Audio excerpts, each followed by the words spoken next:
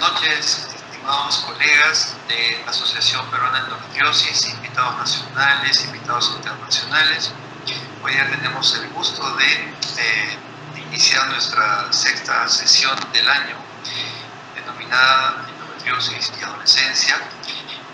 Esta sesión se lleva a cabo con el auspicio del laboratorio Exceltis y es por eso que la señorita Gabriela Portocarrero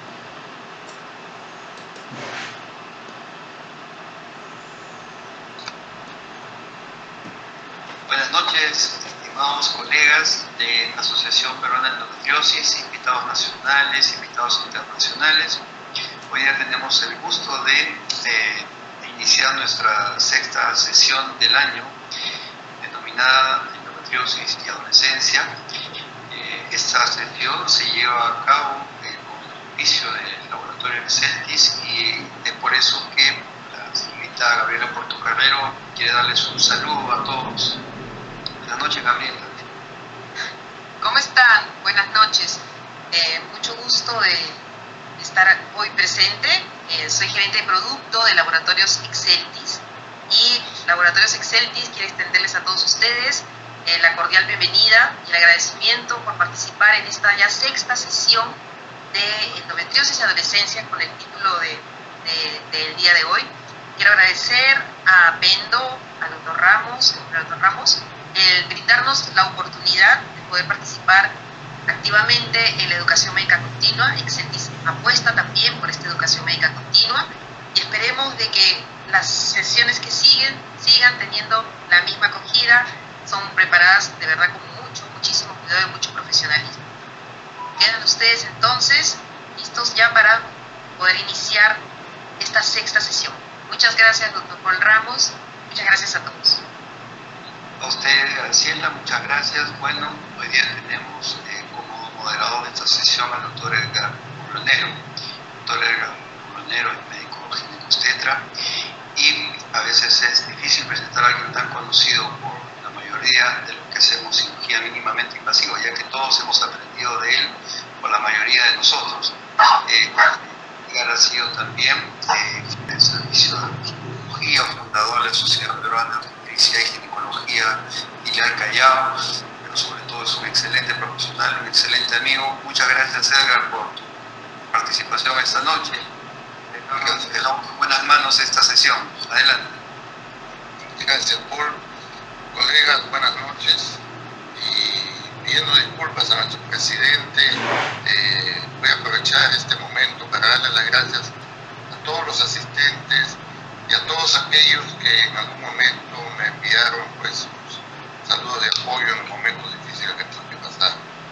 Ya estoy nuevamente aquí con ustedes, otra vez de repente para estar incomodando a algunos, así que los saludo a todos.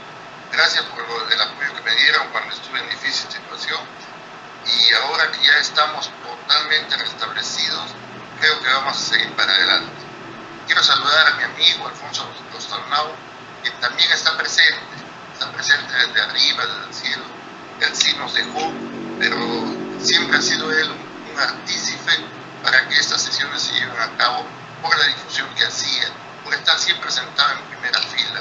Ahora está mirándonos desde arriba, igual que muchos otros colegas ginecólogos que también lo están haciendo así. Me alejé por un tiempo por la enfermedad que tuve, pero lo pude superar y gracias a ello tengo ahora la suerte de reintegrarme y vean ustedes con quién, con la doctora Carolina Cifuentes Pardo, ella ginecóloga de la Universidad Nacional de Colombia, que ya ha conocido el Perú, que he estado conversando con ella antes de esta reunión. Ella es expositora internacional, ha venido varias veces, ha venido 2 veces a Perú, una vez para hacer una exposición también sobre el tema de endometriosis y otra vez invitada por la Sociedad de Ginecología Infantil Juvenil. La doctora Carolina Cifuentes es la paracopista de la Universidad de Medellín, es codirectora de Fellow de Endoscopía Ginecológica de la AGL en Colombia, me dice que en Pereira también tienen otra sede, y docente de la Universidad de Antioquia de la universidad. Es decir, es una persona que tiene amplia experiencia, a pesar de su juventud, en este tema sobre la paracopía infanto-juvenil. Ella también es la paracopista de la Clínica del Prado en Medellín. Y bueno, nos ha ofrecido una serie de cosas. Y dentro de ellas vamos a conocer a través de su ponencia, doctora Carolina. Bienvenida una vez más al Perú y gracias por su participación. Mil gracias, doctor, por esa presentación tan bonita, y me siento muy honrada de estar participando en esta sesión de endometriosis. Mil gracias a ustedes, a los organizadores y a Exceltis. Bueno, muchas gracias. Bueno, vamos a empezar. De nuevo, muchas gracias por la invitación. Estoy muy honrada de estar acá con ustedes. Vamos a hablar de Vamos a hablar de endometriosis y adolescencia, principalmente cómo se diagnostica y cuándo debemos iniciar el tratamiento.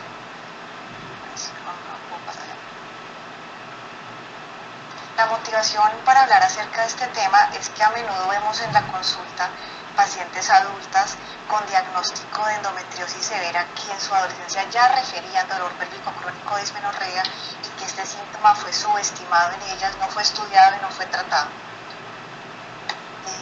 En este artículo el doctor Brosens dice que la presencia de endometriosis en la adolescente es similar al enigma de la Mona Lisa, porque la endometriosis en la adolescencia es percibida como una inocencia misteriosa, pero realmente la endometriosis no es tan inocente. Recordemos que cuando Leonardo da Vinci pintó a la Mona Lisa con la técnica de esfumato, él quería lograr que la sonrisa apareciera al mirar el cuadro desde diferentes puntos de vista, pero que desapareciera al verla fijamente. Y lo mismo ocurre con la endometriosis en la adolescencia, porque las quejas de dolor pélvico suscitan compasión en todos los médicos, pero misteriosamente no estimulan ni la búsqueda de su causa ni el inicio de su tratamiento. Para entrar ya en materia, recordemos que la endometriosis es una enfermedad inflamatoria crónica, recurrente, hormonodependiente y progresiva, que se caracteriza por la presencia de endometrio ectópico. Recordemos sus presentaciones anatomoclínicas. Está la peritoneal, que es la endometriosis superficial, la ovárica, los quistes de endometriosis en los ovarios, los endometriomas, y la infiltrativa profunda, que es el espectro más severo de la enfermedad, que es aquella endometriosis que infiltra más de 5 milímetros en profundidad los órganos y el peritoneo. ¿Cuál va a ser nuestro objetivo? Detectar de forma temprana la endometriosis desde la adolescencia para que evitemos así su progresión y el deterioro de la calidad de vida de estas adolescentes. Recordemos que la endometriosis es la principal causa patológica de dismenorrea secundaria y dolor pélvico crónico entre las adolescentes. Entonces tratemos de diagnosticarla a tiempo, de tratarla a tiempo para que no lleguemos a ver este tipo de imágenes. Recordemos que un retraso en el diagnóstico puede resultar en dolor persistente, infertilidad, deterioro de la calidad de vida y progresión de la enfermedad y fibrosis. Es muy preocupante el diagnóstico tardío que hacemos de esta enfermedad. Se ha visto en los estudios que el diagnóstico por laparoscopia ocurre en promedio 6.7 años después del inicio de los síntomas. Son 6.7 años en que la paciente ha deteriorado su calidad de vida. En este estudio se vio que las pacientes tuvieron que consultar a 3 médicos antes del diagnóstico, y que las pacientes adultas desde el inicio de los síntomas hasta el diagnóstico y tratamiento tuvieron que esperar 5 años. En este otro artículo, un estudio multicéntrico que incluyó 10 países con 16 centros y 745 pacientes, se vio que el inicio de los síntomas pasaron 6 a 10 años entre el inicio de los síntomas y el diagnóstico y tratamiento quirúrgico. Entonces es bastante preocupante la demora que tenemos en el diagnóstico de estas pacientes. Nuestra esperanza es que con el diagnóstico y tratamiento precoces podamos limitar la progresión de la endometriosis y mejorar la calidad de vida de nuestras adolescentes. Afortunadamente ya rompimos ese paradigma de que la endometriosis en las adolescentes era rara y que solo se presentaba en estadios mínimos, porque todas estas publicaciones que les traigo acá, que les pongo acá, nos indican que las pacientes adolescentes pueden tener endometriosis moderada, severa e incluso endometriosis infiltrativa profunda. Uno de estos artículos es el más representativo, que incluyó 86 pacientes. En este estudio, 76% de las pacientes estaban entre estadio 1 y 2 de endometriosis, 23% entre estadio 3 o 4, una paciente con un nódulo rectovaginal de endometriosis profunda y una paciente con endometriosis diafragmática y pulmonar. Este otro estudio nos habla de que la prevalencia general de endometriosis moderada severa en adolescentes sometidas a la laparoscopia por dismenorrea o dolor pélvico crónico fue el 32%. ¿Qué nos demuestra esto? Estos datos nos confirman que todas las etapas de la endometriosis se encuentran en las adolescentes, incluida la endometriosis infiltrativa profunda. Bueno, ¿qué probabilidad hay de que una paciente adolescente que nos consulta por dolor pélvico crónico tenga endometriosis? Este estudio, que ya se los había mencionado, habla de la prevalencia de endometriosis diagnosticada por laparoscopia en adolescentes que tenían dolor pélvico crónico o dismenorrea. Incluyó 15 estudios y se observó que la prevalencia general de endometriosis confirmada por laparoscopia en pacientes con dolor pélvico crónico fue del 62%. Y en aquellas pacientes que tenían dolor pélvico crónico y no respondieron a la terapia médica convencional y se sometieron a la laparoscopia por el dolor, fue la prevalencia del 75%. Entonces, para ser más gráficos, 2/3 de las adolescentes que ustedes tengan con dolor pélvico crónico o dismenorrea tendrán evidencia laparoscópica de endometriosis.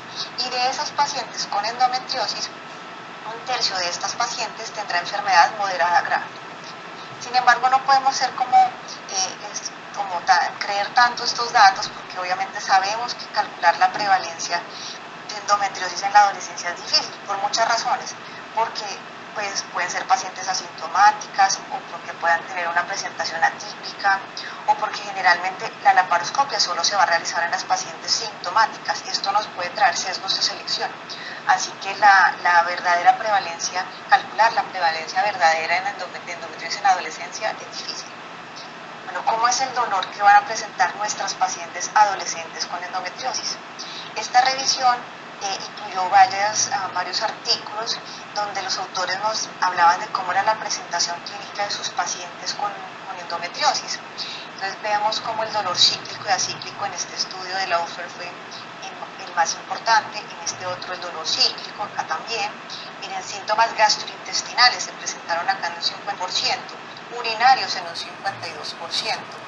En este otro artículo, síntomas gastrointestinales en el 48%. En esta otra publicación, 78% de dolor cíclico y en esta otra 80% de dolor cíclico y acíclico 66%.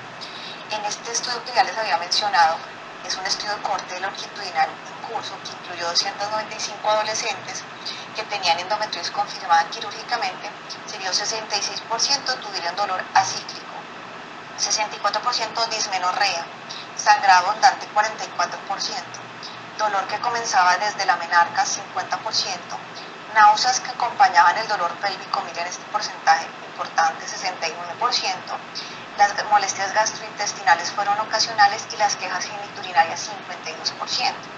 Además, otras publicaciones han mostrado que la prevalencia de otros síndromes dolorosos crónicos como la migraña es más frecuente en las adolescentes. Aquí se ve que el 69% de las pacientes con endometriosis también presentaban migraña. Entonces es muy importante que si ustedes tienen una paciente adolescente con dismenorrea, con dolor pélvico cíclico o acíclico, síntomas gastrointestinales urinarios, náuseas que acompañan el dolor, otros trastornos dolorosos como la migraña, ausencia de mejoría con AINES o con anticonceptivos hormonales, esto debería alertarlos sobre la posibilidad de que su paciente adolescente tenga endometriosis.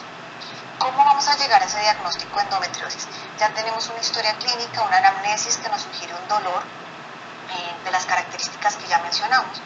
Si la paciente ha tenido vida sexual, en el consultorio le podemos hacer un examen físico ginecológico donde vamos a encontrar dolor uterino, un útero en retroversoflexión. Si la paciente tiene endometriomas puede haber masas anexiales y en el tabique rectovaginal podemos encontrar nódulos dolorosos de endometriosis infiltrativa profunda. Siempre el examen, digamos, de elección de primera línea va a ser el ultrasonido. El ultrasonido nos puede mostrar lesiones de endometriosis infiltrativa profunda, quistes de endometriósicos, endometriomas ováricos, pero si nos sale normal, recuerden que la ecografía normal no descarta endometriosis porque la ecografía no detecta la endometriosis peritoneal superficial, solo podría ver la profunda y los endometriomas. Una ecografía normal no nos descarta endometriosis. En algunas ocasiones debemos pedir resonancia cuando tenemos dudas en los hallazgos del ultrasonido o si queremos buscar otras causas de dolor pélvico crónico como las obstructivas, que también son importantes en las adolescentes. Y definitivamente para el diagnóstico el gold standard sigue siendo la laparoscopia. ¿Cuándo la vamos a hacer? La laparoscopia la hacemos si la paciente, a pesar de llevar 3 o 6 meses de tratamiento médico hormonal con anticonceptivos más AINES, sigue con dolor. Si esa paciente persiste con dolor después de este tiempo de tratamiento, debe ser llevada a la laparoscopia. ¿Y qué vamos a encontrar en la laparoscopia?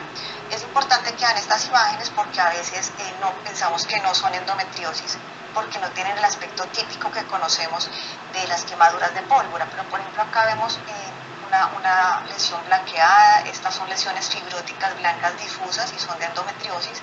Acá vemos una lesión como por quemadura de pólvora, pero también vemos estas lesiones hemorrágicas indicativas de endometriosis. Esta otra imagen, estas lesiones blanqueadas, son también correspondientes a endometriosis. Estas lesiones las vemos muy a diario y son de endometriosis, son lesiones peritoneales superficiales claras y un tip pues para que se pueda ver de forma amplificada estas lesiones es llenar la cavidad de solución salina o de lactato de Ringer y sumergir el laparoscopio en esa solución y eso nos amplifica la imagen de este tipo de lesiones. Otra técnica para ver las lesiones de endometriosis es acercar mucho el laparoscopio a milímetros del peritoneo. Es muy importante hacerlo así porque la endometriosis no se puede ver bien si tenemos muy lejos el laparoscopio. También con esta técnica de flotación podemos ver este tipo de lesiones como en red peritoneales que corresponden a endometriosis. Y otra cosa muy frecuente, otra imagen frecuente en las adolescentes en la laparoscopia son estas ventanas peritoneales. Como les había dicho, la endometriosis ovárica no es tan frecuente en las adolescentes, pero la podemos ver, la podemos encontrar y es importante reportarla. Lo mismo que la endometriosis infiltrativa profunda, no es tan frecuente, pero se ha observado en las adolescentes. Posterior a ver estas imágenes, tenemos que anotarlas en esta clasificación de la ACRM revisada, pero sobre todo la tendencia actual es llevar estas pacientes a estos hallazgos a la clasificación ENSIAN, porque esta clasificación, que es la actual, nos incluye las lesiones peritoneales, las ováricas, las tubáricas y las lesiones de endometriosis infiltrativa profunda. Entonces es muy importante que las clasifiquemos para que después podamos posteriormente comparar cómo se encontraba esa pelvis al principio. Bueno, tenemos esto de la laparoscopia, que es el gold standard, pero se puede ser menos invasivo para hacer el diagnóstico de endometriosis. La verdad hay algunas perspectivas prometedoras para el diagnóstico precoz y no invasivo de la endometriosis en forma temprana, como son los biomarcadores. Al parecer los estudios dicen que existe una interferencia entre los focos ectópicos y el endometrio utópico y que esto genera unas modificaciones epigenéticas en el endometrio utópico y esta disfunción de la transcripción genética aumenta los biomarcadores que serían los que nos servirían para hacer un diagnóstico temprano de endometriosis sin requerir una laparoscopia. Sin embargo, a pesar de que existen todas estas cosas prometedoras, los biomarcadores no invasivos, la proteómica, la genómica, la metabolómica y estos paneles de microARN y ARN largos no codificantes, son prometedores, pero aún no están validados para hacer el diagnóstico de endometriosis de forma temprana. No tienen la suficiente sensibilidad ni especificidad aún para hacerlo. Así que todavía tenemos a la laparoscopia como el gold standard para el diagnóstico de endometriosis en la adolescencia. Bueno, entonces, ¿cómo vamos a actuar ante la sospecha de endometriosis en las adolescentes?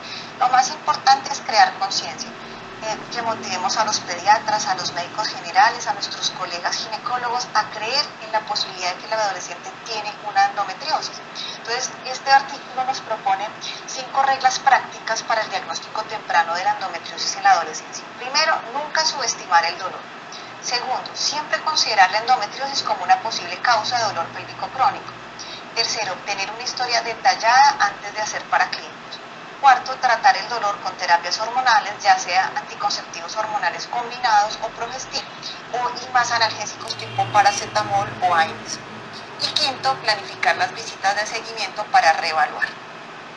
Entonces, ¿cómo vamos a hacer el enfoque práctico de la dismenorrea, que como vimos es uno de los síntomas principales de la endometriosis en la adolescencia? Entonces, este es el esquema, el algoritmo que propone ACOG para tratarla y enfocar la dismenorrea.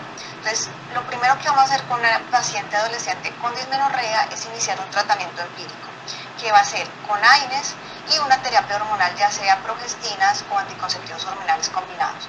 Más estrategias no farmacológicas, indicar ejercicio, acupuntura, el dejar de fumar, una dieta saludable.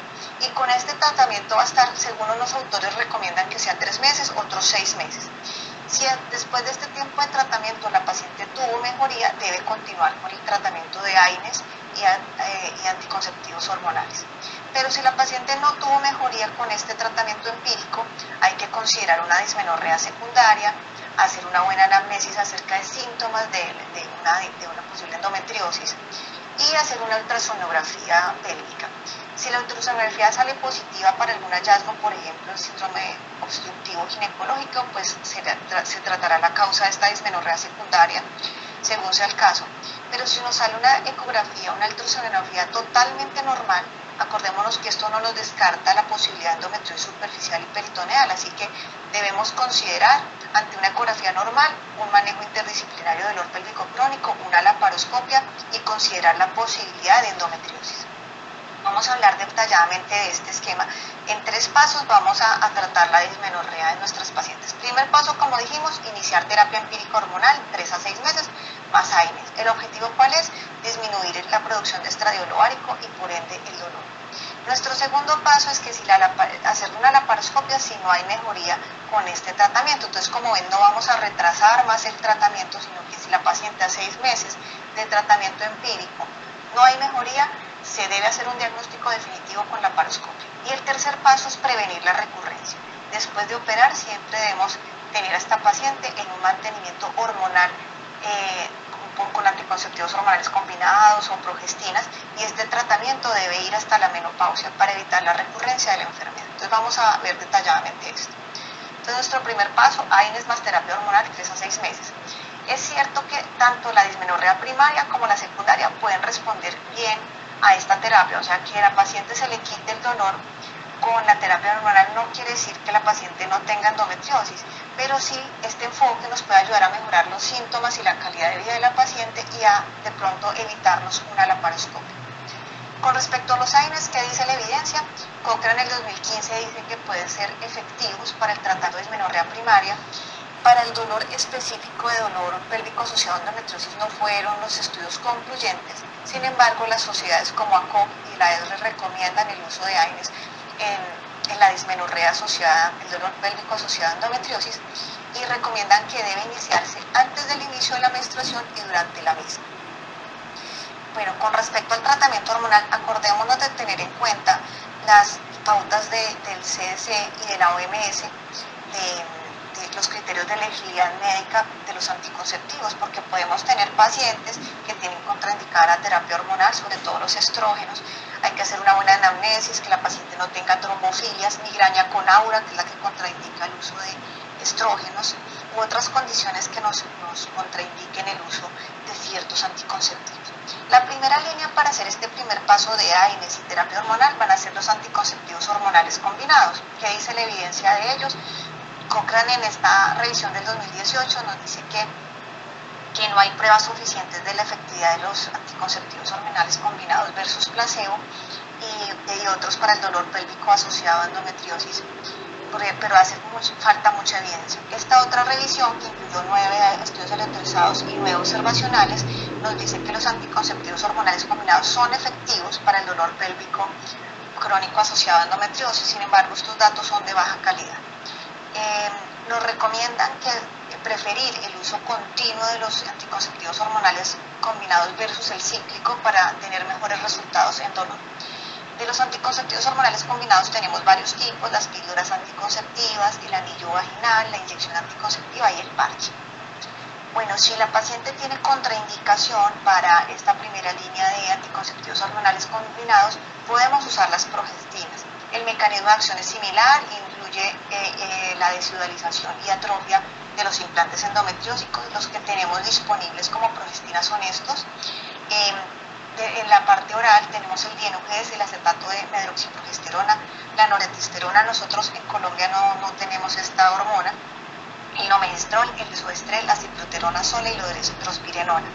En teoría todos podrían ayudarnos en dolor pélvico asociado a endometriosis, pero los estudios con endometriosis específicamente están o favorecen mucho al dienogest y la norepinefrina.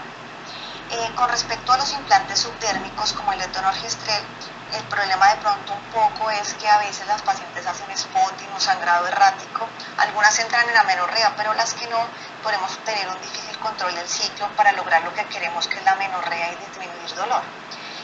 Con respecto al acetato de medroxiprogesterona de depósito, se ha usado siempre tradicionalmente en endometriosis. Sin embargo, los efectos secundarios de esta, como el sangrado errático, el aumento de peso que ha sido demostrado y la preocupación por la disminución de la densidad mineral ósea en las adolescentes, ha hecho que no se use tanto en este grupo de edad. Y el dispositivo del levonorgestrel podría ser una opción, sobre todo en pacientes que ya han iniciado su vida sexual y que tienen dismenorrea. Recordemos que no inhibe la ovulación, por lo tanto, para evitar recurrencia de endometriomas no serviría, pero es una muy buena opción para pacientes con dismenorrea y vida sexual. Pues, ¿qué es lo que nos preocupa en la terapia hormonal a todos con los adolescentes? Y es la pérdida de la densidad mineral ósea. ¿Por qué? Porque todos estos tratamientos reducen en cierto modo los niveles de estrógenos circulantes. No hay muy buenos estudios, los estudios son limitados en adolescentes con respecto a la densidad mineral ósea y el uso de esta terapia hormonal. Uno debe sopesar el riesgo de la pérdida ósea versus los beneficios en mejoría del dolor. Por ejemplo, con los anticonceptivos hormonales combinados, ustedes saben que vienen algunos con 20 microgramos y otros con 30 microgramos. No hay pautas de cuál dosis usar en la adolescencia. Sin embargo, los expertos recomiendan usar las dosis de 30 microgramos, no las presentaciones mini y suaves, porque pues, por la preocupación por el riesgo de disminución de la densidad mineral ósea. Entonces, en las adolescentes, aunque es una opinión de expertos, se preferirían las preparaciones con 30 microgramos. Con respecto a la densidad mineral ósea y los LARC, que recordemos que los anticonceptivos de larga acción son los recomendados en la adolescencia, no hay tampoco datos en la evidencia. Sin embargo, pues sabemos que el dispositivo de levonorgestrel, dado que tiene muy poca absorción sistémica de la progestina, no tendría muchos efectos con respecto a la salud ósea de nuestras pacientes. La medroxiprogesterona de depósito, como les había mencionado, tenemos datos en población adulta, donde dependiendo del tiempo de uso y la dosis, hay disminución de la densidad mineral ósea que se puede recuperar con el tiempo parcialmente. Las guías NICE nos dicen que tenemos que tener cuidado al recomendar en las adolescentes esta medroxiprogesterona de depósito, porque no hay estudios a largo plazo con respecto a la densidad mineral ósea en las adolescentes. Entonces no sabemos si la pérdida de la densidad mineral ósea en las adolescentes sea reversible o no. Entonces hay que usarlo con mucha precaución, solo usarlo si los otros métodos no son aceptables. Bueno, y quería hablarles del dienogest, porque el dienogest, como todos sabemos, es la progestina más estudiada en endometriosis y se ha asociado con reducciones importantes del dolor pélvico asociado a endometriosis. Es altamente selectivo para el receptor de progesterona y con respecto a nuestra fluctuación de la densidad mineral ósea, sí suprime los niveles de estradiol, pero solo de forma moderada. Parece que ellos siguen en su ventana terapéutica. Con respecto a la densidad mineral ósea, hay estudios limitados, hay evidencia limitada en población adulta sobre la densidad mineral ósea y se ha observado que ha habido pequeñas disminuciones de 0.5 a 2.7 en la densidad mineral ósea de la columna lumbar después de un año de tratamiento entre porcentajes que oscilan entre el 20 y el 75% de las poblaciones en estudio de los diferentes artículos. Y se ha visto que después de su interrupción la densidad mineral ósea se recupera parcialmente a los 6 meses de la interrupción. Pero estos datos son en pacientes adultas. Con dienogest tenemos solo este artículo en la literatura médica, cuyo objetivo fue evaluar los efectos a largo plazo, fueron 52 semanas, con dienogest sobre la densidad mineral ósea de las adolescentes en la columna lumbar. Este estudio fue de 120 pacientes, pero 97 pacientes completaron el estudio. Que se vio que el dienogest fue eficaz para aliviar los síntomas dolorosos de la endometriosis. Sin embargo, se asoció con una disminución de la densidad mineral ósea de 1.2% al final del tratamiento. En el seguimiento que se les hizo a 60 de las 73 pacientes con disminución de la densidad mineral ósea de la columna lumbar, se vio recuperación parcial a los 6 meses después de la interrupción del tratamiento. Entonces, ¿qué nos dicen los autores? Que es necesario hacer un tratamiento personalizado y hay que sopesar la eficacia demostrada sobre dolor, que fue excelente, versus los factores de riesgo de osteoporosis. Entonces, si la paciente tiene contraindicados los anticonceptivos hormonales combinados, el Tienojes puede ser una muy buena opción. Sin embargo, hay que recomendarle a la paciente que tenga hábitos de vida saludables, que no fume, que haga actividad física y que tenga una ingesta adecuada de calcio y vitamina D. Bueno, ya tuvimos nuestro primer paso, que era el uso de AINES más anticonceptivos hormonales combinados. Si este primer paso, esta estrategia le hizo mejorar el dolor a la paciente, debemos continuar con esta terapia hormonal AINES. Pero si la paciente no mejoró con este primer paso, vamos a un segundo paso, que es la laparoscopia. ACOG nos recomienda establecer un diagnóstico definitivo a las adolescentes que tienen dolor persistente después de 3 o 6 meses de terapia hormonal más AINES, porque se ha visto que las pacientes que no responden a esta terapia inicial tienen una alta probabilidad de tener endometriosis. Entonces es bueno hacer un diagnóstico definitivo en este momento. Muchos expertos nos dicen que tenemos que primero establecer un diagnóstico laparoscópico de endometriosis antes de utilizar otros métodos, como por ejemplo los análogos de la GnRH. Entonces, hacer la laparoscopia después del fracaso del tratamiento empírico. ¿Cómo vamos a operar estas adolescentes? En el caso de la endometriosis superficial o peritoneal, al identificar las lesiones debemos destruirlas, ya sea por excisión, o sea, resecando esta lesión, o ablación, coagulándola por laparoscopia. No tenemos estudios que comparen las dos técnicas en las adolescentes, pero los estudios han mostrado que las dos técnicas mejoran el dolor. En adolescentes tenemos estudios que no son como de muy buena calidad. Tenemos estudios de series o reportes de caso. Por ejemplo, esta revisión retrospectiva de solo 11 pacientes vio que el 80% mejoró con la excisión de las lesiones. Estos dos estudios mostraron que las pacientes mejoraron con la excisión de la endometriosis, y este estudio en adolescentes con 25 casos de endometriosis en estadio 1 a 3 se observó una mejoría del 80% de los casos al año después de la cirugía de destrucción de las lesiones de endometriosis. Bueno, entonces ya sabemos que la excisión o la ablación les puede mejorar el dolor a las pacientes, pero ¿cuál preferir en las adolescentes, excisión o ablación? La verdad es que no hay estudios en adolescentes que comparen la excisión versus la ablación. Hay un debate con el uso de la excisión o la ablación en las adolescentes, porque los que están en contra de la ablación dicen que hay riesgo de una destrucción incompleta de la patología, y además que no hay un material histológico para estudio que nos confirme la endometriosis. Y los que están en contra de la excisión dicen que puede haber un riesgo de formación de adherencias en las adolescentes. La verdad es que las dos cosas las pueden hacer. Lo importante es que tengan en cuenta dos principios. La ablación no va a ser apropiada si hay una enfermedad profundamente invasiva, porque va a quedar el tratamiento incompleto. Y siempre debemos hacer biopsia, hacer excisión de las lesiones que no son típicas de endometriosis, porque hay que confirmar el diagnóstico y hacerlo de forma correcta. Pero pues como no hay evidencia, podríamos hacer cualquiera de las dos, excisión o ablación. En la población adulta sí hay estudios, está este metaanálisis, revisión sistemática, que incluyó 3 estudios aleatorizados con 335 pacientes, que mostró tanto la ablación como la excisión mejoraron el dolor, pero hubo una mejoría estadísticamente significativa usando la excisión en dismenorrea, disquexia y dolor pélvico crónico. Así que en este estudio, en esta revisión sistemática y metaanálisis, ganó la excisión versus la ablación. Otra práctica que se ha visto que no se debe hacer en los adolescentes es hacer una excisión radical, una extracción peritoneal radical. Algunos ginecólogos resecan grandes porciones de peritoneo para demostrar endometriosis o cuando ven endometriosis superficial. La idea es ser muy selectivos con la resección de las lesiones. ¿Por qué? Porque hay riesgo de formación excesiva de adherencias. Entonces no se recomienda hacer estas excisiones radicales de grandes porciones de peritoneo en las adolescentes. Bueno, con respecto a la endometriosis ovárica, recordemos que las opciones actuales para el tratamiento de endometrioma son el manejo médico, el quirúrgico y la fertilización in vitro, y los objetivos de este tratamiento van a ser control de síntomas, prevención de mayor progresión de la enfermedad y preservación de la fertilidad.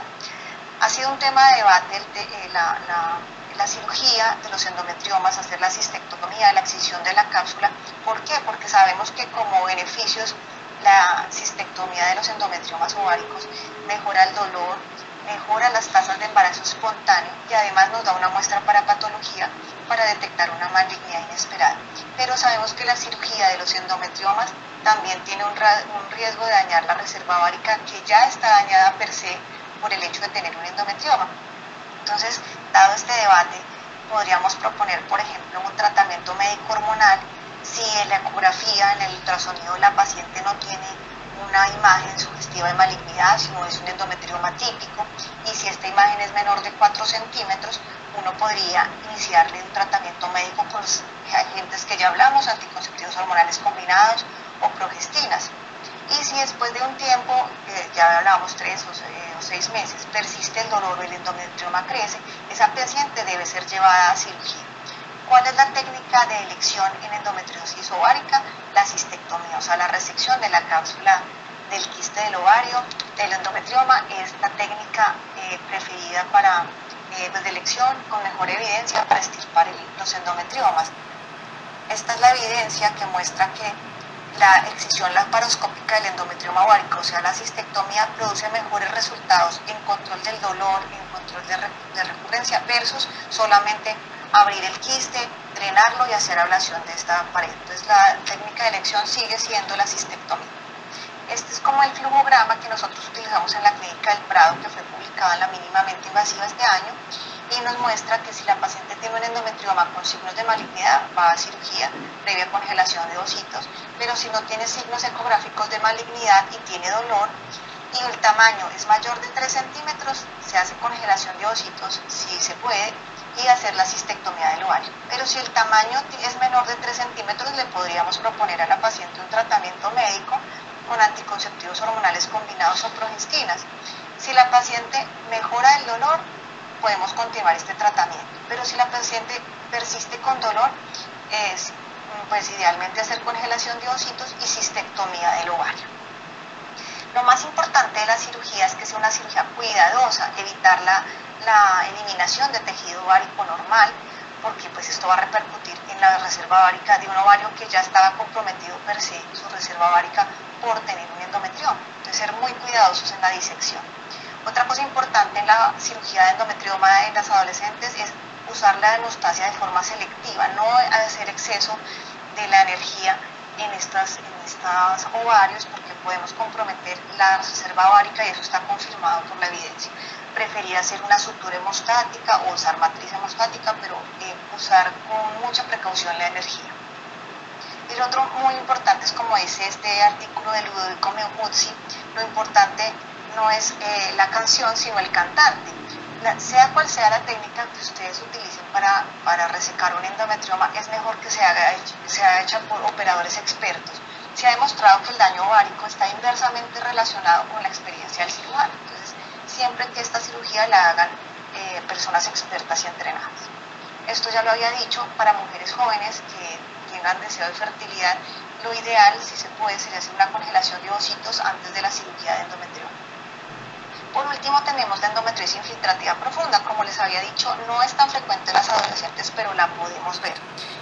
Recordemos que es la presentación más severa de la enfermedad y consiste en la presencia de lesiones que infiltran más de 5 milímetros por debajo del peritoneo o hasta la capa muscular de los órganos. Tenemos igual que tenerla en cuenta, aunque no es tan frecuente en las adolescentes. Como ya me imagino que han visto en otras sesiones de endometriosis, puede presentarse en cualquier localización: ligamentos uterosacros, intestino, vagina, en la vejiga, en el ureter, en el piso pélvico, en los nervios. En cualquier localización la pueden encontrar. Y además, como sabemos que la morbilidad es tan alta, puede tener un espectro de complicaciones hasta el 17%, sobre todo la endometriosis profunda con compromiso intestinal.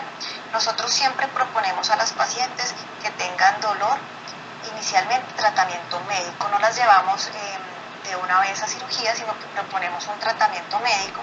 Nuestra primera línea en Colombia, nuestra institución, es el Dienogest, porque es la progestina más estudiada para endometriosis infiltrativa profunda. Sin embargo, las guías también proponen como primera línea otras progestinas y los anticonceptivos hormonales combinados.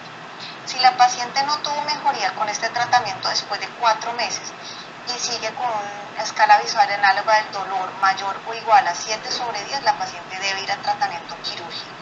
según los hallazgos será el tratamiento apropiado. Si la paciente después de 4 meses del tratamiento médico mejora el dolor a niveles por debajo de 7/10 en la escala visual análoga, la paciente continuará con su tratamiento médico y lo que se hace es un seguimiento clínico y con imágenes, con una ecografía de mapeo de endometriosis profunda. Y continuamos el manejo médico y el seguimiento imagenológico. Bueno, entonces, en conclusión, ¿en qué pacientes vamos a operar de endometriosis infiltrativa profunda? Las que tengan una escala visual análoga mayor o igual a 7/10, a pesar del manejo médico por 4 meses. La que tenga obstrucción del tracto digestivo o del tracto urinario, la que tiene contraindicado el manejo médico hormonal y está sintomática, porque es muy claro que, dada que es una cirugía muy mórbida, no está indicada la cirugía en pacientes sin síntomas, solo cuando hay obstrucción silenciosa del tracto urinario. Bueno, ¿y cuál es nuestro tercer paso? Ya tuvimos nuestro primer paso de AINES más terapia hormonal, segundo paso la laparoscopia, y el tercer paso, ¿cuál es? Evitar la recurrencia. ¿Cómo se hace esto? Miren estos datos de recurrencia sin tratamiento médico de la enfermedad, hasta un 56%, 34%, 45%, así que siempre para evitar que esta enfermedad recurra, lo que se hace es un enfoque quirúrgico médico combinado. ¿En qué consiste esto? Después de la cirugía siempre tenemos que dejar a la paciente con manejo médico hormonal para evitar la recurrencia. ¿Con qué podemos dejar a esta paciente? Tenemos las que ya habíamos mencionado, los anticonceptivos hormonales combinados, las progestinas, los análogos y estos otros tratamientos alternativos. Nuestra primera línea para dejar un tratamiento de mantenimiento a las pacientes serán los anticonceptivos hormonales combinados, como ya lo habíamos dicho. En la primera línea también están las progestinas con las recomendaciones que ya habíamos dado. Los agonistas de la GnRH los vamos a utilizar cuando hay dolor refractario a la terapia quirúrgica conservadora y al manejo médico convencional que ya habíamos hecho con anticonceptivos hormonales. Se ha visto su efectividad en disminuir el dolor pélvico asociado a endometriosis, sin embargo sabemos que los análogos tienen unos efectos climatéricos y en disminución de la densidad mineral ósea, así que o los usamos por tiempos cortos, pero siempre debemos usarlos con terapia ADVAC para evitar esta pérdida de la densidad mineral ósea. Y las otras alternativas que tenemos son estas, el danazol, los antagonistas, los inhibidores de la aromatasa y los SPERMs. Ya habíamos hablado de los anticonceptivos hormonales combinados y de las progestinas. Solamente quería decir algo acerca del dispositivo liberador de levonorgestrel, que podría ser una muy buena opción si ustedes tienen que llevar a una paciente a la laparoscopia porque le sospechan endometriosis por la dismenorrea. Podrían aprovechar la misma anestesia de la laparoscopia para insertar un dispositivo de levonorgestrel. Aunque la FDA no lo ha aprobado con la indicación de endometriosis, se ha visto que es efectivo en disminuir dismenorrea.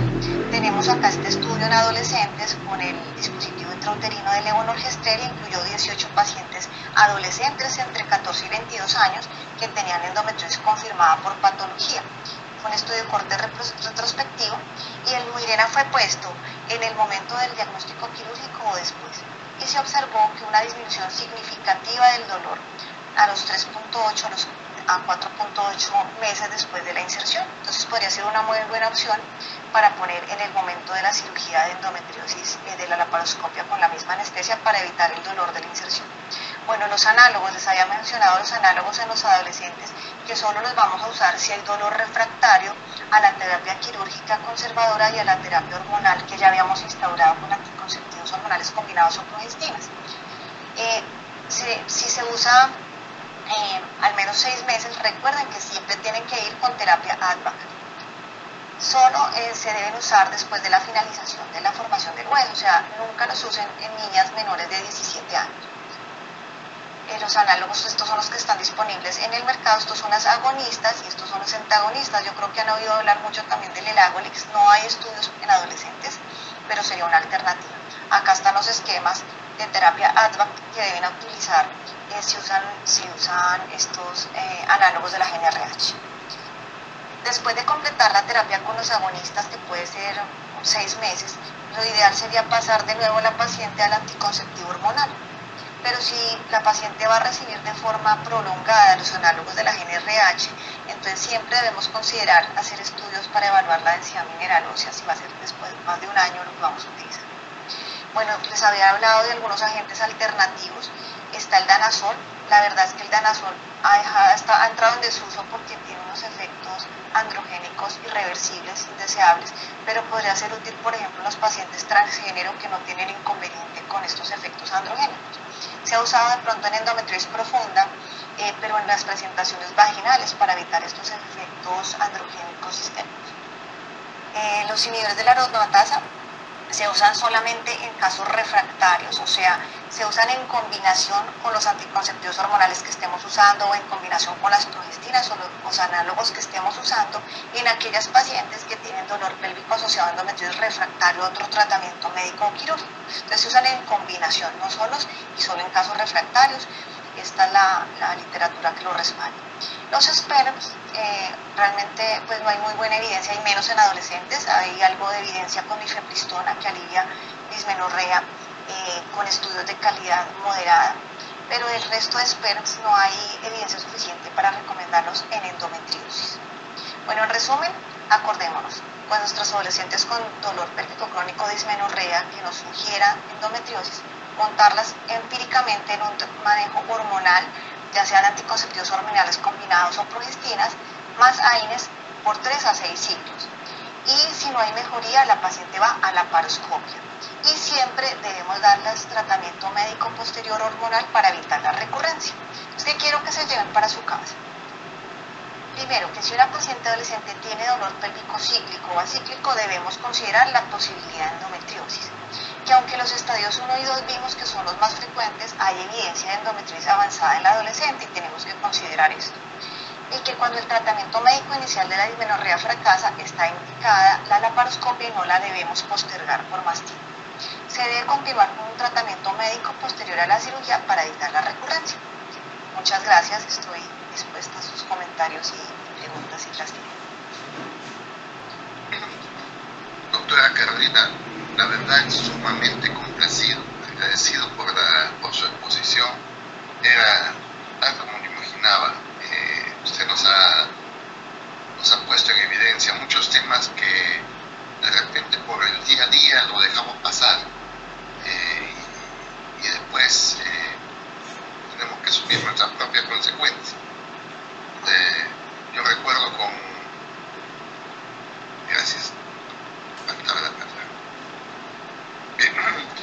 Yo recuerdo un caso que presentamos una vez en la sociedad, un caso bastante dramático, y ahora quiero comentarles lo que ocurrió después, porque nos llamaron a consulta para una paciente con un embarazo ectópico complicado, y cuando fuimos a atenderlo encontramos de que la paciente, pues una paciente adolescente, 17 años, tenía un embarazo ectópico, como les digo, complicado, ya con sangre en calidad, y encontramos grandes focos de endometriosis. En el tratamiento, una trompa estallada, preferimos retirarla, y después sacar la sangre adherida a pared. No sabíamos cuál era sangre, cuál era endometriosis. Utilizamos una gasa, limpiamos con una gasa para que se nos quede pues solamente los focos endometriósicos, porque el agua no lo retiraba.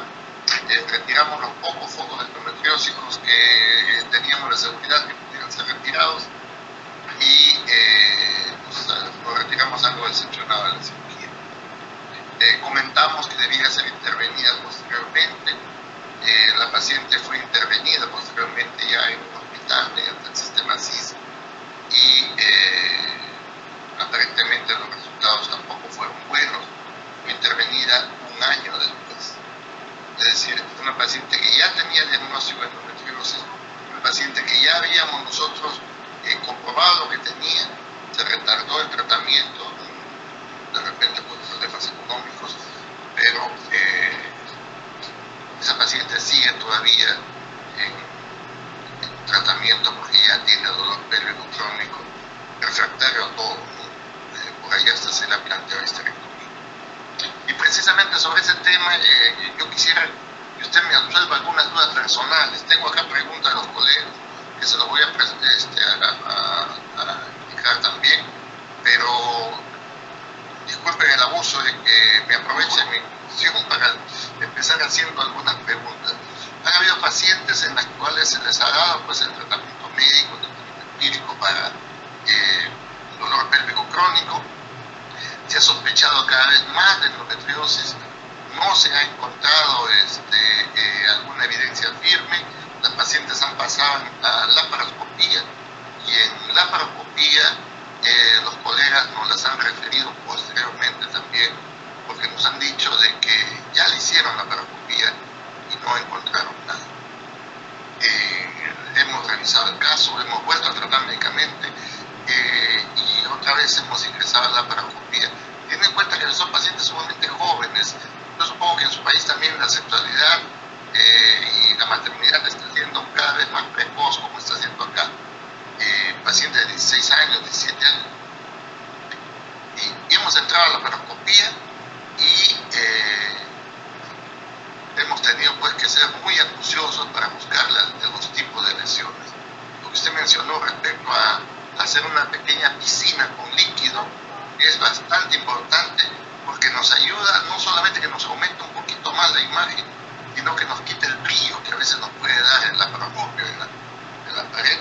Y ahí hemos hecho nosotros también algún tipo de secciones de peritoneo, de lesiones que podrían ser consideradas como lesiones claras, ¿no? Y lamentablemente también ocurre no solamente con esas lesiones, sino con otras que en patología nos dicen solo tejido inflamatorio.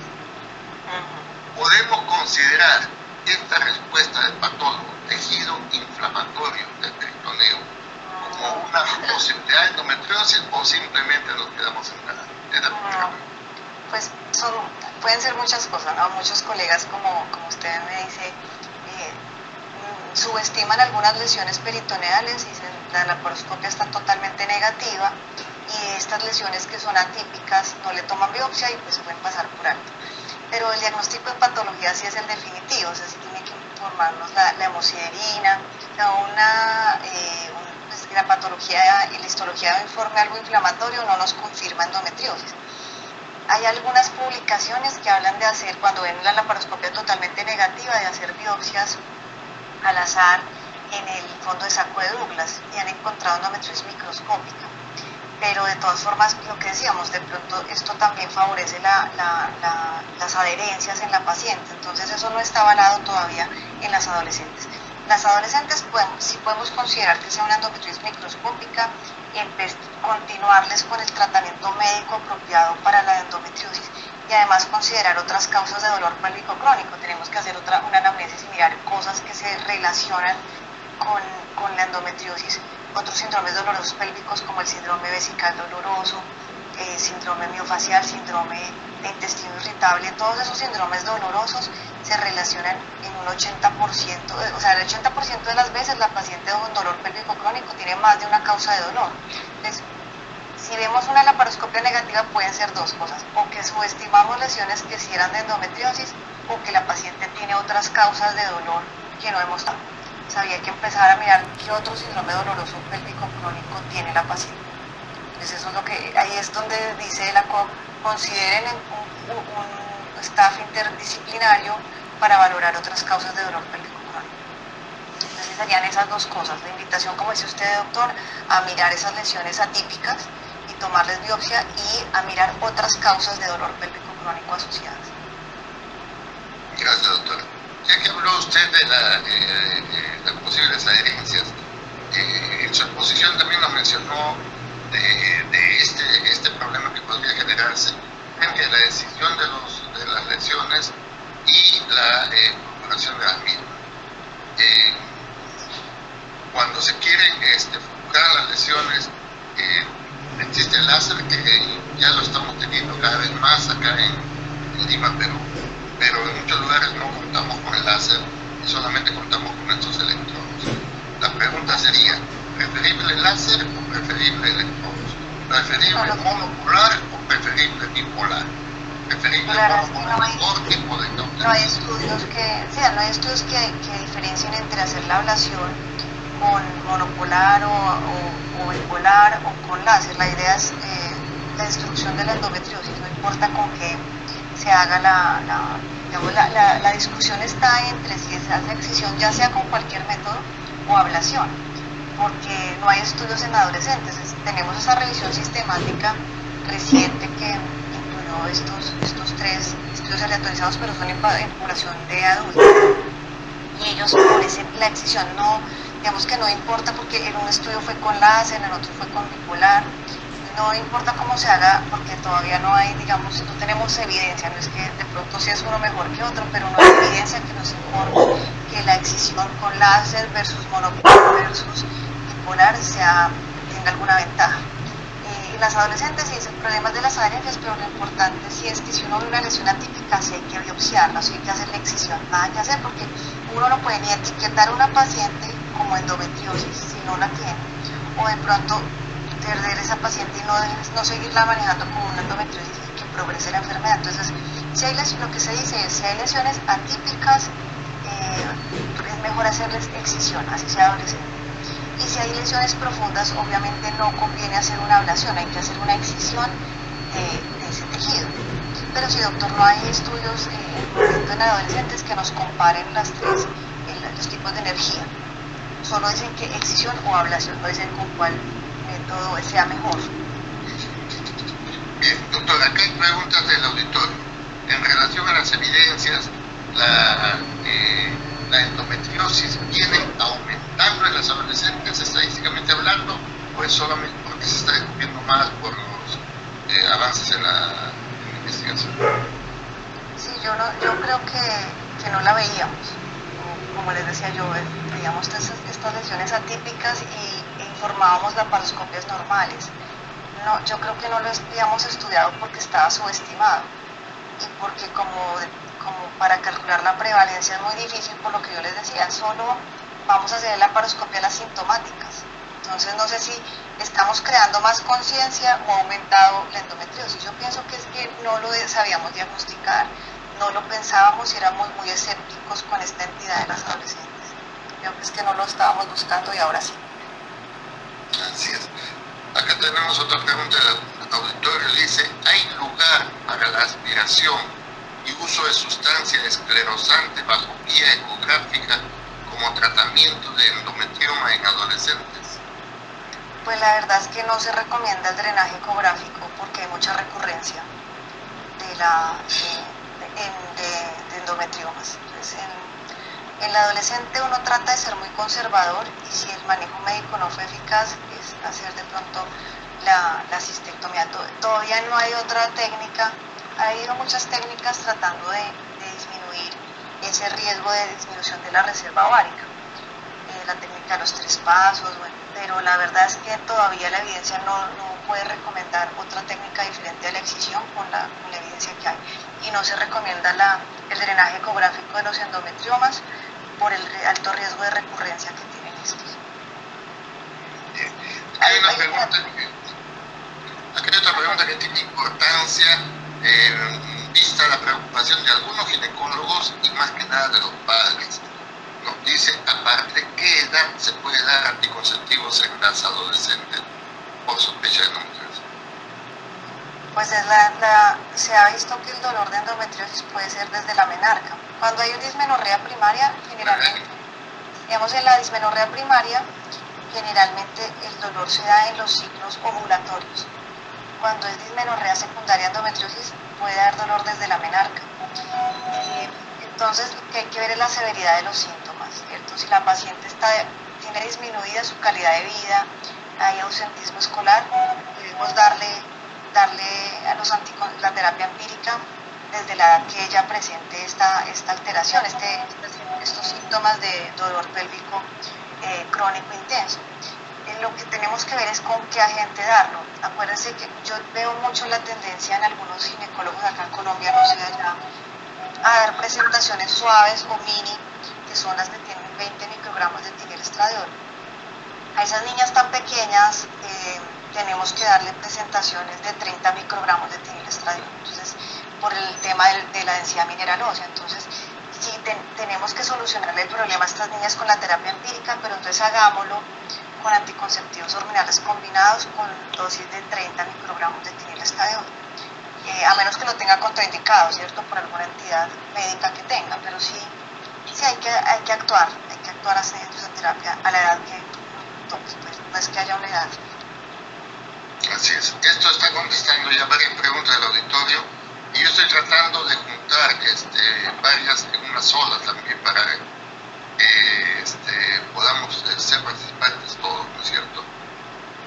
Usted ha manifestado, doctora, de que por la paroscopía no olvidar que se debe continuar con tratamiento médico cuando ya se hizo el diagnóstico de endometriosis. Una pregunta del auditorio acá es, ¿por cuánto tiempo? Hasta la menopausia. Acuérdense que la enfermedad es hormonodependiente. Desde que ese paciente tenga ovarios y tenga producción de estrógenos y ovule, va a tener la posibilidad de tener recurrencia de la endometriosis. Entonces, es una pregunta muy importante, porque yo veo que a veces le dan solo un año del tratamiento y el tratamiento va hasta la menopausia. Si la paciente tiene deseo de maternidad, se suspende el tratamiento para que busque el embarazo y cuando ya tiene su hijo, se renueva el tratamiento médico. Entonces, hasta la menopausia o hasta que decida tener un hijo y lo volvemos a iniciar cuando ya haya tenido su hijo. Excelente, doctora. A propósito de un tema que conversamos fuera de cámaras, acá manifiestan, se recomienda solo una laparoscopía en adolescentes, diagnóstica y quirúrgica. Yo quisiera que conversemos sobre el tema, o que usted ahonde sobre el tema de que cuando encontramos lesiones endometriósicas, ya no solamente periuterinas, sino en órganos vecinos. Sí, no, pues, aunque como decíamos el porcentaje más alto es endometriosis grado 1 y 2, también se ha observado endometriosis moderada, severa y profunda en las adolescentes en un menor grado, pero existe. Sí, lo ideal es hacer, no es que solo se pueda hacer una laparoscopia. ¿A qué se refiere ese comentario? Aquí uno tiene que hacer un diagnóstico muy bueno, pues la primera laparoscopia es la más importante. Esa laparoscopia tiene que tratar de destruir todas las lesiones, hacer un buen diagnóstico y dejar a la paciente en un manejo médico posterior para evitar otra laparoscopia. Si hay que hacerla, la tenemos que hacer, ¿cierto? Pero el comentario va que la primera laparoscopia es la más importante que se debe hacer para evitar otras nuevas laparoscopias. Entonces, tratar de sacar todas las lesiones que veamos, de operarlas para que no tengamos que hacer una nueva laparoscopia. Y el tratamiento médico posterior a esta laparoscopia es muy importante para evitar la recurrencia. Si nosotros teníamos antes, yo tengo pacientes que tenían 7 laparoscopias en su vida, pero 7, y cada año las estaban operando. Entonces la idea es no hacer eso, no es el hecho de no hacer otra laparoscopia, sino que no le dimos tratamiento para evitar la recurrencia de la enfermedad. Aunque ya está respondiendo a alguna pregunta, de todas maneras quiero mencionarla para ser puntual y por respeto al auditorio, ¿no? Hay preguntas de qué hacer ante un endometrioma recidivante, si el tamaño es mayor a 4 centímetros, realizar tratamiento quirúrgico del médico, ¿no? Si solicitas el mapeo de endometriosis profundo y la sonográfica en tus adolescentes. Pues, me interesaría, ya lo hemos contestado, pero que... No, pero sí, es cierto. Con respecto al tamaño, es que la verdad que el tamaño es muy controvertido. El tamaño de 4 centímetros, la mayor de 3 centímetros que les mostré, es una recomendación de expertos. Antes las guías eran muy claras diciendo el tamaño del endometrioma para operar, ya no, muchas guías ni siquiera lo mencionan. Lo que se dice es que si tiene un aspecto tranquilizador en la ultrasonografía, si usted piensa que no es un cáncer, y la paciente ya tiene antecedente de endometriosis y responde bien al manejo médico, se le puede dar. De plano siempre hay que operar el endometrioma que no tuvo respuesta efectiva al tratamiento médico hormonal, siempre hay que operarlo. Un endometrioma mayor de 10 centímetros sí o sí se opera. El tamaño, como les digo, las guías recomiendan 4 centímetros, otros ni siquiera aclaran el tamaño. Entonces uno podría, si está tranquilo con ese endometrioma de 4 centímetros, podría darle manejo médico desde que no crezca y haciéndole controles. Pero si ya el endometrioma creció, ya la ecografía no nos muestra, no nos tranquiliza, nos puede mostrar algo de malignidad, eso hay que someter a cirugía a esa paciente. Con respecto a la endometriosis profunda, si nosotros, si la paciente tiene un endometrioma y un dolor mayor a 7/10 y no responde al manejo médico del dolor, lo ideal sí sería tener un mapeo de endometriosis profunda, porque hay una alta relación entre endometriosis infiltrativa profunda y endometriosis ovárica. Entonces, Si nosotros vemos muy necesario de la ecografía de mapeo de endometriosis, por ejemplo, la paciente tiene disquepsia, tiene dolor anal con la menstruación, entonces, y es virgen, se le podría hacer transrectal la ecografía de endometriosis profunda. Pues ya tiene vida sexual, pues se puede hacer la ecografía de mapeo de endometriosis profunda transvaginal. Pero sí, como les digo, no es lo frecuente, pero si uno sospecha, debe pedirla antes de operarla. Claro, excelente. Hay un tema que también lo discutimos nosotros, que de repente no es para adolescentes muy usado, pero la pregunta del auditorio es si hay lugar todavía para el LUNA o la neurectomía pesacra en caso de endometriosis. No, ni en adolescentes ni en adultos, en pacientes en población adulta. El LUNA no se debe hacer, ya muestro evidencia de que no sirve para dolor. La neurectomía presacra sí sirve para dolor central, para dismenorrea central. Sin embargo, nosotros dejamos de usar la neurectomía presacra porque tiene un efecto secundario muy aburridor, que es el estreñimiento. La neurectomía presacra tiene altas tasas de estreñimiento posterior a realizarla. Entonces nosotros la hemos dejado de utilizar. ¿Y de hiedrogenética? Es efectiva, sí, en dismenorrea central. El LUNA no sirve. Eso ya está demostrado en la literatura. Entonces, ninguna población, ni adulta ni en adolescentes hay estudios, pero no nos sirve según la evidencia. Aquí hay una pregunta: ¿paciente con buena tolerancia y respuesta a los AINES debe mantenerse? ¿Cuánto tiempo? ¿Hasta cuándo?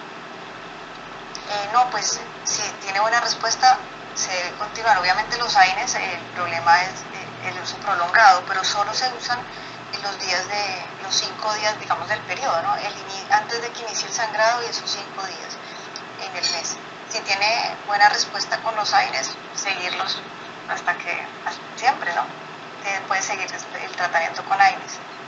De todas formas, no va a usarlo por tiempo, pues todos los días, porque ese es el problema con el riñón, ¿no? Pero si lo usa solamente los 5 días del mes, no va a pasar nada. Los puede seguir utilizando. Bien, también al respecto decían, ¿debe preferirse AINES o paracetamol? ¿Orientarse a tratar la inflamación o solo el dolor? En algunas guías hablan de paracetamol. Lo que pasa es que los AINES tienen como un beneficio en disminución de sangrado y la parte inflamatoria, pero si tiene contraindicación por algo renal la paciente, se puede usar el paracetamol. La mayoría de guías habla de AINES, que benefician más, pero si tiene contraindicación estaría muy bien el paracetamol. Bien, estas han sido las dudas planteadas por el auditorio.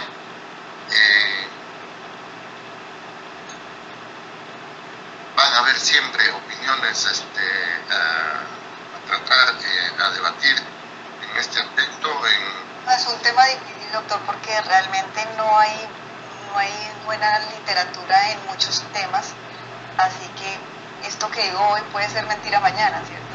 Entonces es muy controvertido, el tema con adolescentes es controversial, así que no tenemos la verdad. Como ejemplo, nosotros nos sentíamos muy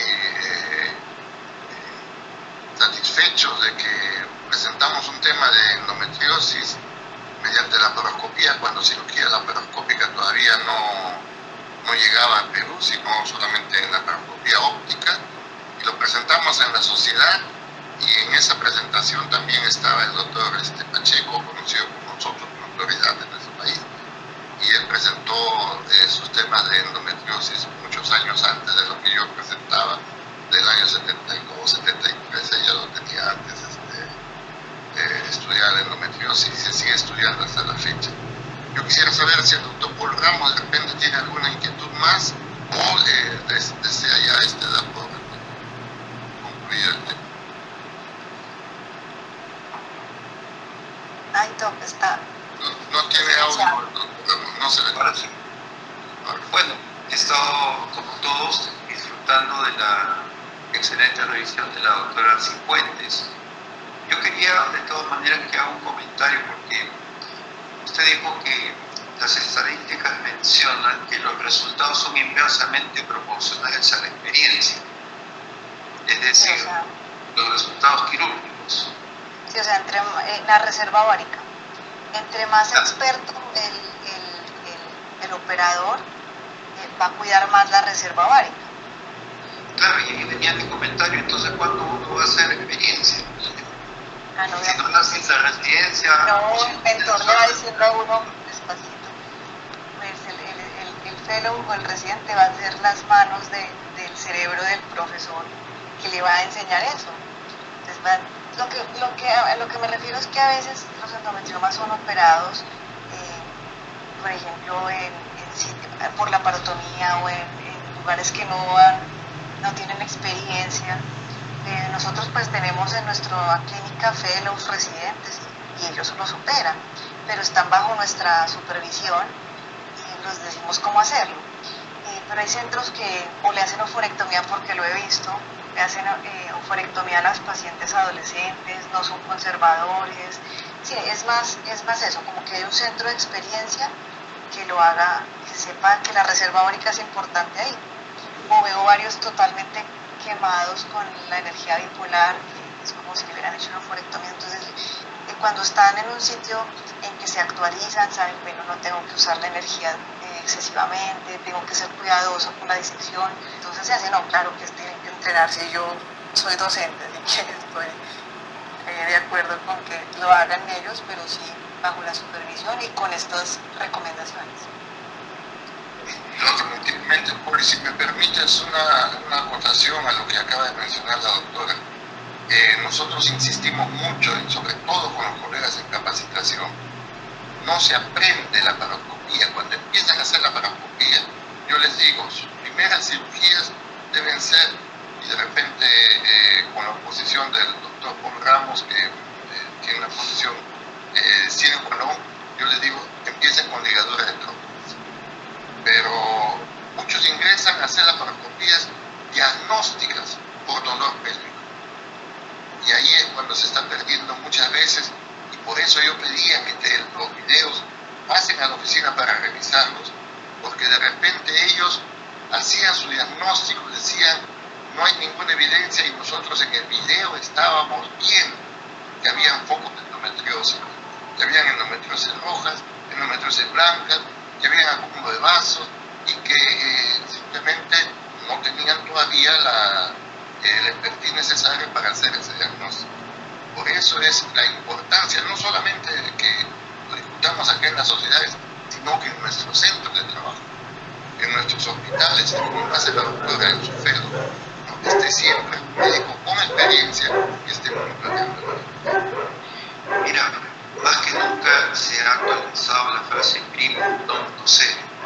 Primero, no hacer daño. No se trata de hacer mal a un paciente de endometriosis, tiene razón, se trata de primero aprender, estudiando, aprendiendo de los expertos, doctora Cifuentes, tú, y luego ver videos, tanto nacionales, ahora hay muchos acceso a videos internacionales, es decir, la lectura más el aprendizaje, y luego hacer una curva. Hay que ser muy sencillos y humildes para beneficiar finalmente al paciente. El paciente con endometriosis ya no puede ser un paciente más para nosotros en Apendo, que hemos visto la complejidad y el inicio de una enfermedad crónica que significa hacer un diagnóstico. Por tanto, agradezco los comentarios de ustedes dos porque redundan en la importancia de tratar la endometriosis con mucha seriedad. La segunda parte, doctora, usted también mencionó algo muy importante. La primera cirugía debe ser la mejor. Y cuando decimos esto, tal vez usted omitió, pero yo sé que usted lo mencionó antes en su exposición, la mejor cirugía es la que se prepara con imágenes previamente y un estudio de examen clínico previamente. Yo quería que también nos vuelva a repetir ese concepto y alguna experiencia que usted tenga. Tal vez entrar y sacar un quistecito, como se decía antes, si es endometriosis, pues ya no se puede hablar de eso. Quemar un poquito tampoco puede ser así, porque debajo de ese poquito puede haber una lesión rectocervical. Entonces, quería que abunden eso, doctora. Sí, nosotros antes Las laparoscopias, como decimos, diagnósticas no se deben hacer, uno tiene que ir con un plan de trabajo.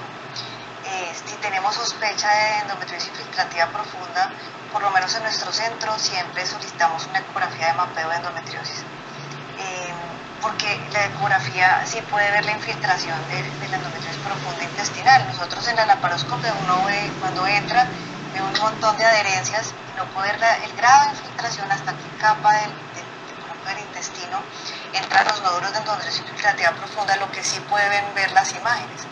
Entonces, si nosotros tenemos sospecha de endometriosis profunda, ya sea porque tiene un endometrioma ovárico y dolor la paciente, siempre nos vamos con un mapeo previo ultrasonográfico de endometriosis profunda a cirugía. Tampoco es, como decía yo también, si la ecografía es totalmente negativa y no muestra nada, no podemos descartar la endometriosis. La endometriosis peritoneal no se va a ver en el ultrasonido, así sea muy experto el operador, el que lo hace.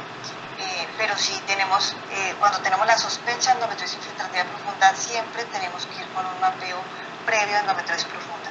Uno no puede empezar a operar una endometriosis profunda con compromiso intestinal si no sabe hasta dónde llega el nódulo de endometriosis profunda, y nosotros, por ejemplo, en nuestro centro tenemos un equipo interdisciplinario y cuando tenemos ese tipo de pacientes entramos con el cirujano, el urólogo si es necesario, pero nunca entramos a improvisar, porque si se nos van a quedar lesiones de ahí, la paciente va a seguir con dolor y una reoperación es peor, porque va a haber un síndrome adherencial, además de la endometriosis que quedó recidivante ahí. Entonces... Doctora, entonces, ¿qué opina usted eso de que ya entramos a operar, pero está tan difícil, está tan pegado que ya después le damos un enojez? No, nosotros ¿qué hacemos, doctor? Sinceramente, si entramos y vemos eso, nos salimos, sí, nos salimos, pero porque vamos a hacer el mapeo de endometriosis profunda, y sí, en nuestro centro usamos dienogés, pues empezamos 4 meses. Si no hay mejoría, la paciente tiene que ir a cirugía. Pero nosotros tenemos, yo les decía antes, nos hemos salvado de muchas cirugías muy difíciles gracias al dienogés. Pero no es así que venga, le doy dienogés y no le quito la endometriosis, sino que si veo una endometriosis infiltrativa profunda, tengo que mapearla antes de volver a entrar a cirugía. Y si la paciente respondió bien al manejo con dienogés, no se opera, porque la tasa de complicaciones de endometriosis de la cirugía de endometriosis profunda intestinal van hasta el 17%, es una tasa muy alta. Cuando uno le explica a la paciente lo que le va a hacer, si voy a hacer una resección segmentaria, de pronto quedas con ileostomía, la paciente dice, uy no, yo no me opero, probemos el dienogés, ella misma va a decidirlo. Pero es un flujograma, es algo sistemático. Si la paciente tiene estas características, va a dienogés. Cuando no va a dienogés, si tiene una obstrucción silente del tracto urinario, de una vez va para cirugía. Esa paciente no se puede contemplar con tratamiento médico, o si tiene una obstrucción intestinal, obviamente va para cirugía. Pero si la paciente la podemos manejar con dienogés, pero eso es una cosa que vamos decidiendo sobre los hechos, ¿no? Sobre una ecografía bien hecha, una sonografía de mapeo de endometriosis profunda bien realizado, y si la paciente le va bien con el dienogés, nosotros le hacemos seguimiento imagenológico y clínico anual. Si ya va bien, sigue con tratamiento médico. Si tiene un deterioro, hay que entrar a cirugía, y ya sabiendo todos los riesgos de su cirugía. Y nosotros con un equipo interdisciplinario, no solos, no como hagamos de lo que podamos, no. Si estas cirugías o se hace todo o nada. Le agradezco, doctora, el énfasis que usted da, pues. ¿Me permite, Paul, una cosita pequeña ya que lo mencionó? Porque esto nos va apasionando, y en algún momento estoy tratando de rectificar algunas cosas. Cuando empezamos a tratar las endometriosis, nos empezaron a referir endometriosis que eran cada vez pues, más severas, que ya habían sido intervenidas, es decir, llegaban pacientes con diagnóstico. Encontramos, como tú dices, que estaba sumamente adherido, sumamente pegado. En nuestra intención de reconstruir la anatomía, hemos usado en muchas ocasiones el hemocolágeno. Hemos usado el Surgicel. Hemos usado esta sustancia que está utilizando ahora, inclusive en las nuevas sustancias para tratar de prevenir las adherencias. En alguna ocasión reintervenimos a una paciente nuestra a la que le habíamos colocado hemocolaje, estoy hablando de los años 90, y en este siglo la reintervenimos y encontramos pues que sus adherencias eran terribles. Tenía mucho más adherencias de las que tuvo en nuestra primera intervención. Esto nos motivó a tratar de revisar ya no solamente cuando nos derivan los pacientes qué diagnóstico tenía, sino tratar de llegar al reporte operatorio, porque ahí encontramos muchas cosas. Cuando la paciente ya nos envía para reintervención y a veces con 2 cirugías o más, es importante no solamente saber que tuvo endometrioma o que tuvo adherencias o que tuvo ovarios contactados, sino cómo fue la técnica quirúrgica. Y pienso yo que el uso de hemocolágeno, que lo hemos estado manejando muy activamente, no he encontrado estudios al respecto, pero creo que eso más bien nos ayudaba a paliar la parte anatómica del momento, ¿no? Dejaba de sangrar, ya lo veíamos bonito y podíamos retirarnos, pero de repente eso está generando más adherencia. No sé si usted tiene, doctora Cifuentes, alguna experiencia al respecto o alguna información de la... Nosotros no usamos antiadherentes, pero nosotros en nuestra clínica trabaja con pacientes que cubre el gobierno, digamos, la salud. No tenemos acceso a los antiadherentes, pero sí hay evidencia del uso no específicamente en endometriosis, pero sí en otro tipo de síndrome adherencial. El Intercid, bueno, sí tiene evidencia y nosotros realmente no disponemos de eso en la institución, pero sí hay evidencia con Intercid.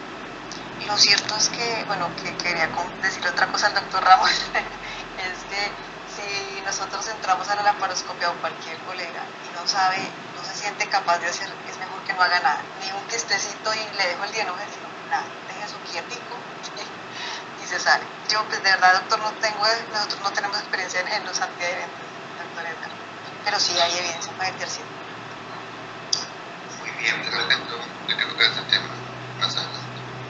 Bueno, sabe, doctora, y a todos los que están en este momento participando en esta sesión, que nuestras sesiones se están grabando y se van a poder visitar luego en un enlace que va a ser distribuido por la editora PLM. En segundo lugar, quienes participen de estas sesiones, además por la mayoría de las sesiones, va a lograr también obtener acreditaje por educación médica continua. Y quiero anticiparles que ya el próximo mes, en la sesión número 7 de octubre, el doctor José Negrón, un excelente cirujano también en endometriosis, presentará elementos para la cirugía de endometriosis profunda, es decir, los componentes de anatomía, técnica quirúrgica y control de la enfermedad. Quería avisar esto antes de felicitar al doctor Burronero por la excelente elección y evidentemente a la doctora Cifuentes por su excelente presentación. A nombre de toda la Asociación Peruana de Endometriosis y todos los participantes, felicitaciones y muy agradecidos a ambos. Cedo la palabra a ustedes dos, por favor, para que se despidan de su audiencia. Doctor, muchas gracias por la invitación. Era un placer. No los pude conocer presencialmente, pero espero que algún día la pandemia nos deje ustedes venir aquí a Colombia, a Medellín, y yo poderlos visitar en Lima. Un placer para mí, un honor. Mil gracias por la invitación. Espero que tengamos otro encuentro en otra ocasión. Mil gracias. Gracias, gratamente complacido por su participación, doctora Cifuentes. Usted demostró que era mucho más de lo que me habían dicho. Ustedes sí me dijeron que era la mejor, que era excelente, porque yo tenía que hacer pues una selección para nosotros, y usted ha superado las expectativtivas. Le comento que el doctor Paul Ramos quiso hacer su congreso de endometriosis, y como le conversábamos anteriormente, esto no se pudo realizar por la pandemia. Sin embargo, estoy convencido de que lo vamos a hacer. La doctora Cifuentes se ha comprometido también a participar con nosotros cuando hagamos ese congreso, que será presencial, ya no el 2022, de repente a fines del 22 o el 23. Gracias a todos. Buenas noches. Gracias, doctor.